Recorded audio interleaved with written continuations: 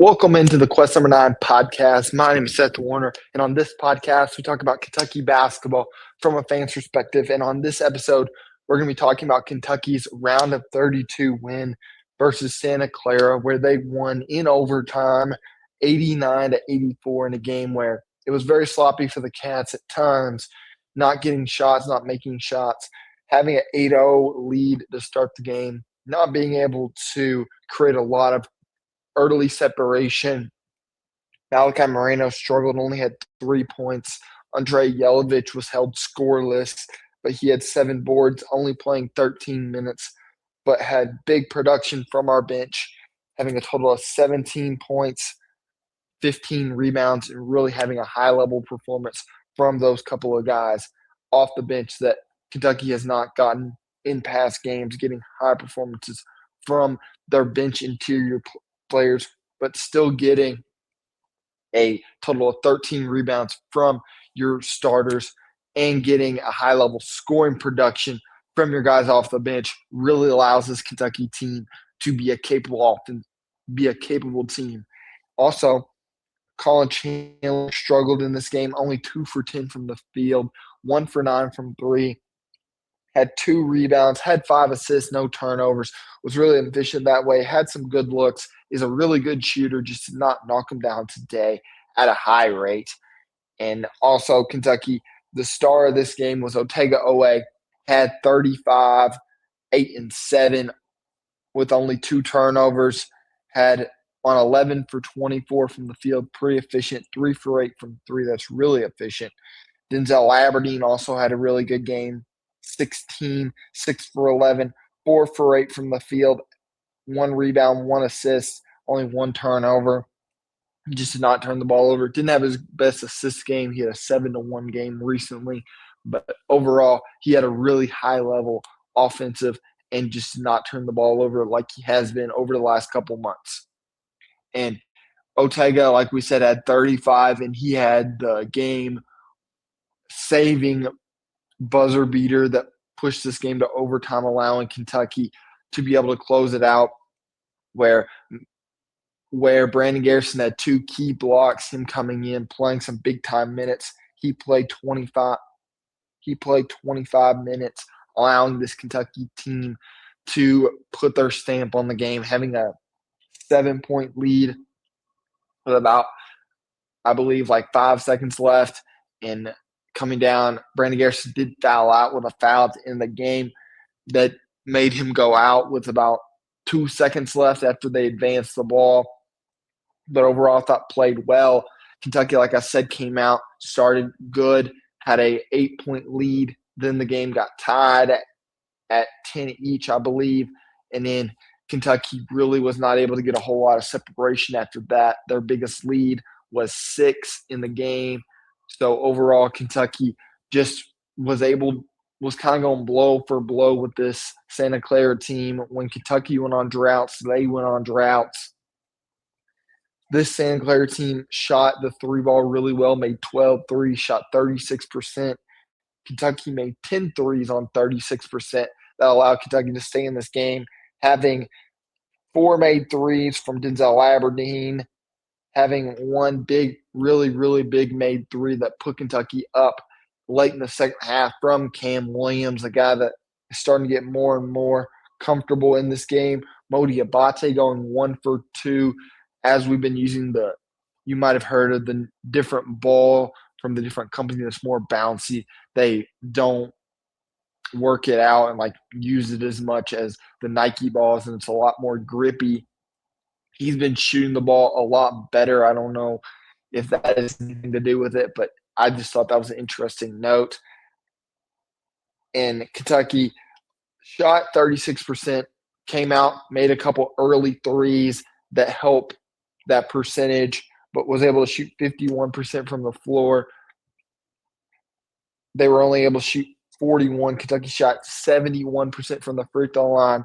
They shot 92. Kentucky won the rebounding battle by 2 against one of the better rebounding teams, a better offensive 3-point rebounding teams in the country.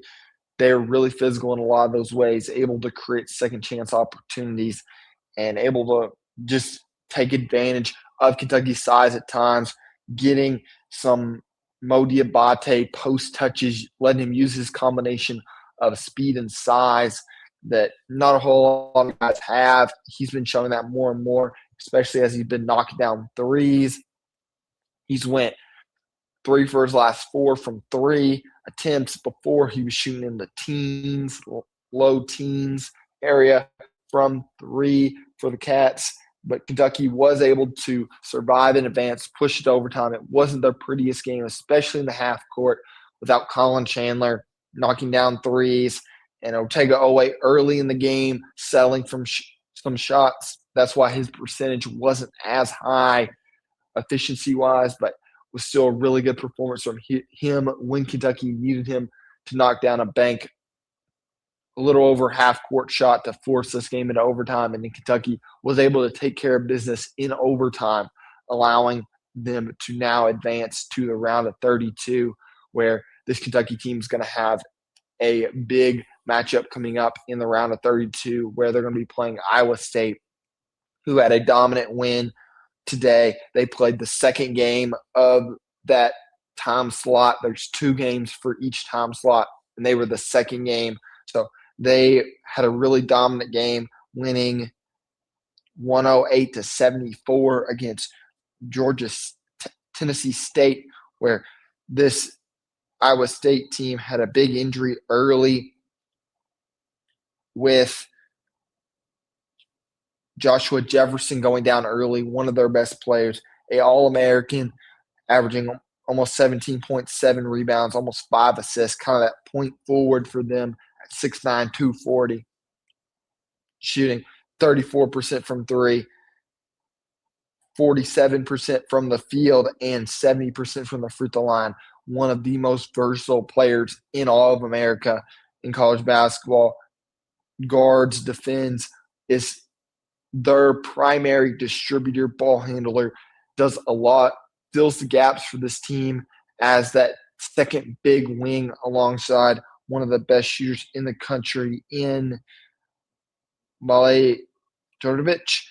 He's averaging 17 points, 3 rebounds, 0.9 assists per game, so really not a playmaker.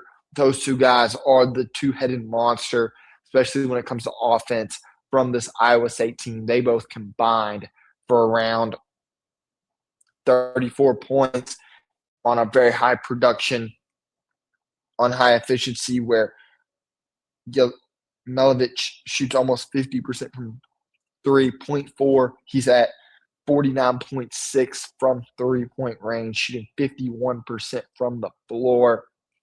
A really talented player, big 6'8". Both of them are 6'8", 6'9". We'll see what Jefferson's health status looks like. Like I said, he got hurt early in the game with an early rolled ankle, was not able to put any pressure on it as he left the game. 2 really talented players, but were able to overcome with some really high-level shooting from the Cyclones. When they get hot from 3, they're a very, very, very hard team to beat with their big wings and their really aggressive and versatile defensive team. They shot 46% from 3, 11 for 24, having multiple guys step up. Multiple guys have more than 3 made threes. Coming off the bench, Nate Neeser, a senior 6'5" guard, had 4 made threes. He's only averaging about 5 points a game, shooting about 30% from 3, but he shot about 80% from 3 in this game, allowing the Cyclones to take advantage of this Tennessee State team and allowing them to have a 34-point win for the Cyclones. With only 3 guys in double figures, they scored 108 with 3 guys in double figures, and that would have been – it was 22, 25, and 17 from this team. A very high scoring, like I said. This team can either be really feast or famine at times, especially from the three-point line, where they shot 47% but have had trouble in their losses, scoring in the 50s, having a loss at TCU 62-55 as an example. They only scored 55 points in a loss, where They were the number 5th team ranked in the country at the time. They only shot 23%, 5 for 22. And Melovich went 3 for 10 against a really physical and athletic TCU team who only shot 5 for 18 from three at 28%, but shot 40% from the field. But Iowa State shot 41, so that 3-point difference, and also being able to get to the free throw line, shooting 23 free throws, making 15 of them, and going 2 for 8 from the free throw line was Iowa State. In this game is going to be very important. I think Modi Abate is going to be important, especially if Jefferson is not 100%. That means he could potentially have Melovich on him when he's in the game. Modi Abate has been a dynamic driver right now, getting to the basket, using his size, combination of size and speed. He's weird like that with that left hand. He doesn't look like he can handle the ball, but he really can. He can get downhill. He's a really capable finisher. He made some tough layups in this past game, and Kentucky will need to have a top-tier performance to be ready to beat this Iowa State team that has a lot of weapons, has some smaller guards, but they play a really aggressive defense. They blitz their ball screens. They're going to be bringing the weak side defender over to help on the roll man. So it's going to be a lot of skip passes over the top. So if you can keep him on the side and get some Modi Abate, like a little extended post touch, and let him kind of go at it, I like those odds.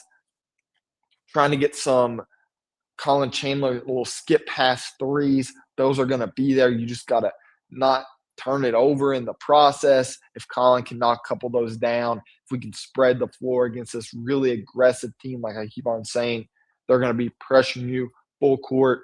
They're going to be getting up all in you. And Kentucky is going to have to hold their own to make this a game and be where Kentucky wants to be, a potential Sweet 16 berth on the line for the Wildcats. And for Kentucky, like I said, I talked about Modi Abate. I think Yelovich stretching the floor, creating some mismatches, and seeing if Jefferson's healthy is going to be another important thing. Their three-point shooting is always important. Malachi Moreno, seeing if he can be a dominant presence on the interior against a not huge Iowa State team, especially when you get into some of their bigs. For them,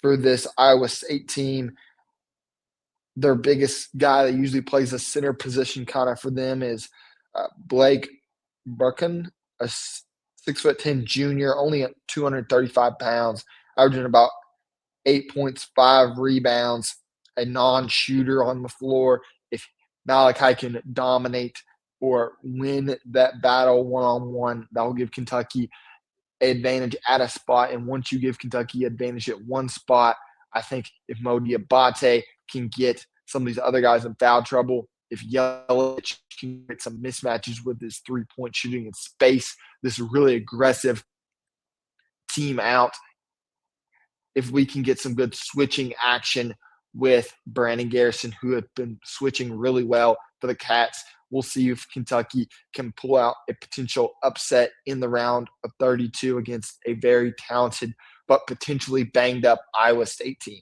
And that's all from the Quest Number 9 podcast. My name's Seth Warner. If you like this content, please like and subscribe. And you can go follow me at Quest Number 9 on Instagram and Twitter to stay up to date for new content.